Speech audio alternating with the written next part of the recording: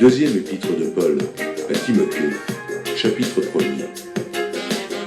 Paul, apôtre de Jésus-Christ, par la volonté de Dieu pour annoncer la promesse de la vie en Jésus-Christ, à Timothée, mon enfant bien-aimé.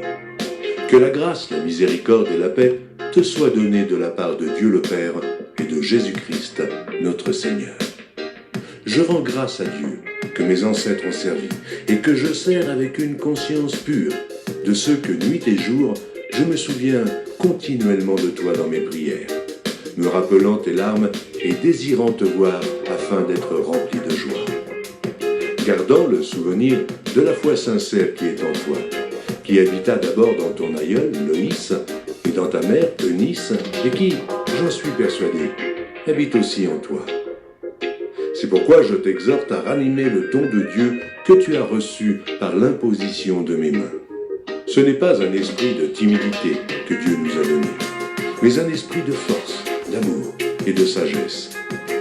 N'aie donc point honte du témoignage à rendre à notre Seigneur, ni de moi, son prisonnier, mais souffre avec moi pour l'Évangile, par la puissance de Dieu qui nous a sauvés et nous a adressé une sainte convocation, non à cause de nos œuvres, mais selon son propre dessein, et selon la grâce qui nous a été donnée en Jésus-Christ avant les temps éternels, et qui a été manifestée maintenant par l'apparition de notre Seigneur et Sauveur Jésus-Christ, qui a détruit la mort et a mis en évidence la vie et l'immortalité par l'Évangile.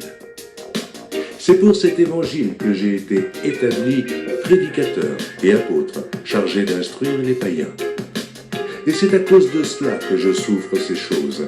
Mais je n'en ai point honte, car je sais en qui j'ai cru, et je suis persuadé qu'il a la puissance de garder mon dépôt jusqu'à ce jour-là.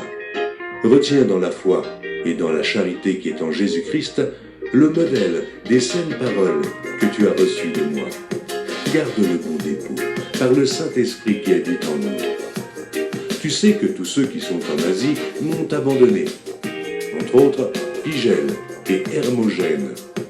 Que le Seigneur répande sa miséricorde sur la maison d'Onésifore, car il m'a souvent consolé. Et il n'a pas eu honte de mes chaînes. Au contraire, lorsqu'il est venu à Rome, il m'a cherché avec beaucoup d'empressement et il m'a trouvé. Que le Seigneur lui donne d'obtenir miséricorde auprès du Seigneur en ce jour-là. Tu sais mieux que personne combien de services il m'a rendu à Éphèse.